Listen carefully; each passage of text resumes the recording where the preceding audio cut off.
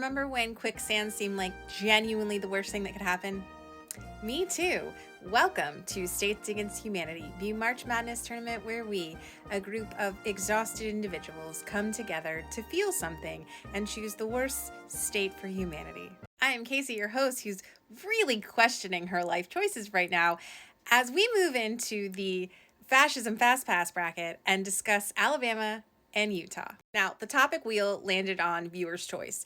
It was pretty much overwhelmingly obvious that you wanted to see something involving religion and politics, the lack of separation of church and state, if you will, which I will. And I don't know if Alabama and Utah were having this unspoken competition, but it really did feel like, as I was researching this, that each one kept upping the bar of terribleness.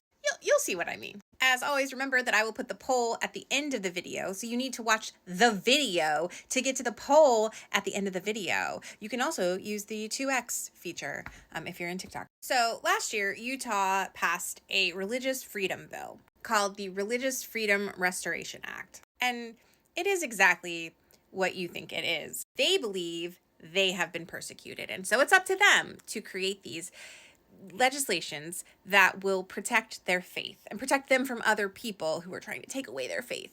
But in reality, it's meant to discriminate people like the LGBTQ community. So at this point in my video, you're going to start to see stuff on this side of the video.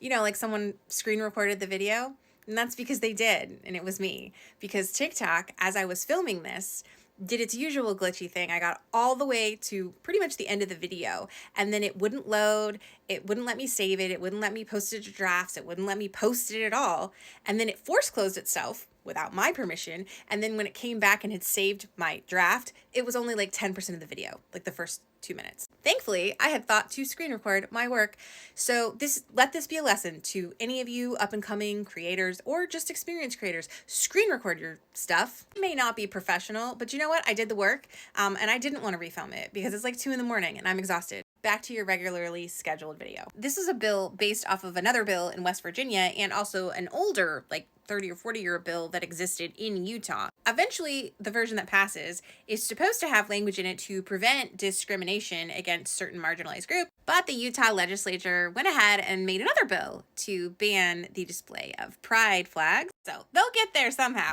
Now, a very fun and unintended consequence of this was that when Utah police took psychedelic mushrooms away from a spiritual religious group, I think it was called Singularism, something like that. The federal judge is like, yeah, y'all have to give those back because it's protected under your new religious law, which like has to drive them absolutely wild because you've seen the videos that Black Menace has filmed at Brigham Young and those students that they interview, you know, the ones that would rather set a puppy on fire than have any kind of alcohol or drugs. And now people get to do mushrooms in the name of religion. Sign me up. Not really. I couldn't handle a bad trip. Look at the world that we're living in right now. It's already a mess. So the Utah legislature tries to pass a 10 Commandments bill where the schools would have to display the 10 Commandments. But they couldn't quite get it done. They had to water it down. So they wouldn't require schools to post it, but they would add it to documents that they study like the Magna Carta, which is not fiction. Okay, but don't worry, because Utah has plastered "In God We Trust" in all of their schools for like decades now. So they did have another victory when activists tried to remove Bibles from the shelves of school in Salt Lake City classrooms. People fought back, parents fought back, and they returned them to the shelves in the elementary and middle schools. Utah is obviously a very red state because of the fact that the LDS members typically align with the Republican way of doing things, and so they gerrymandered the hell out of this state. Even after an independent commission came together to create a fairly drawn map that would obviously include parts of the liberal Salt Lake City area. But the legislature's like, no, thank you. We're going to do this one. But now it's being challenged in the courts. So maybe we see a newly redistricted Utah. I don't know. Don't hold your breath. But do enjoy some psychedelic mushrooms. Now, Alabama saw all of this and said, child's play. Watch us cook. Alabama passes its own religious freedom amendment. I'm trying to tell y'all, the Bible Belt, they don't play. They're gonna make the Mormon church look G-rated, I swear. Alabama already passed a religious freedom amendment in their state. Guess when? 1998. 1998. Then in 2018, they passed a 10 Commandments amendment that would allow the 10 Commandments to be displayed in public and government buildings. 2018. Then in 2023, their Governor Kay Ivey issues an executive order. This order is going to expand on that previous amendment that they put in place in 1998 to further protect religious freedom in the state of Alabama. And she's encouraging them to, go ahead and put religious stuff back in schools. So the legislature's like, awesome, let's do this. Let's force schools to post the 10 Commandments. The thing that the First Amendment says not to do, let's do that. The bill would actually accomplish a lot of things for the church. It would mandate the display of the 10 Commandments. It would require students to say the Pledge of Allegiance every single day. Remember, under God. It would require schools to give students the opportunity to take time out for daily prayer, or the school would risk losing 25% of their state funding. Now, when faced with some pushback on this, the Speaker of the House, Nathaniel Ledbetter, is like, listen, we're Alabama. We have to act like it. Literally quote from him. Look, he's like, I know some people may not like it, but hey, this is what you get. Got some contact information for Nathaniel Ledbetter if you want to go tell him that law is appalling and you don't support it. Other proponents of the bill is HB 178, are like, listen, it's not about forcing people to believe what we believe.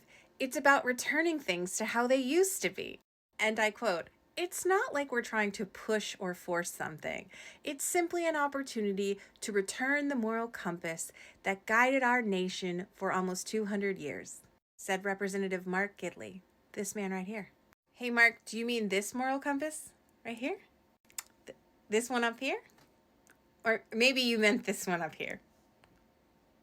It's interesting, Mark. It's interesting how only people that look like you yearn to go back to a time like this.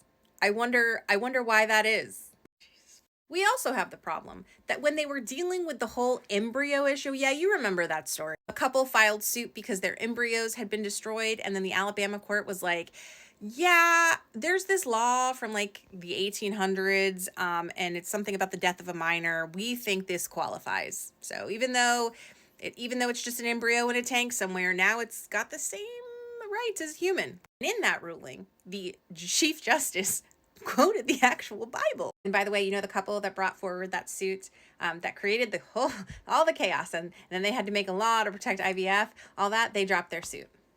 They dropped their lawsuit. I know a lot of you were asking that I look into the child marriages situation in both Utah and Alabama, and I hate to disappoint you, but there's actually not a whole lot of salacious information about this in the 2024, 2025 era. Child marriage is legal in every single state, and that's the 16 years of age with parental consent. I think it was back in 2001 that Alabama changed their law and raised the minimum age of consent up to 16. It used to be 14. It took Utah a little bit longer. I think it was 2019 when they changed theirs. But there is an interesting bill in the mix for Utah that would ban child marriages where there's a 4-year age gap between the child and their prospective spouse. So keep an eye out for that. This was a rough one, okay? Not just because of the duration and the topic content, but even the app wouldn't cooperate. That's how messy this was.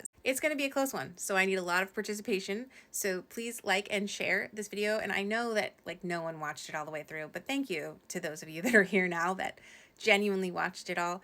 If you could go ahead and pick which state you feel like was worse represented in this video, I would appreciate it, and I will see you soon.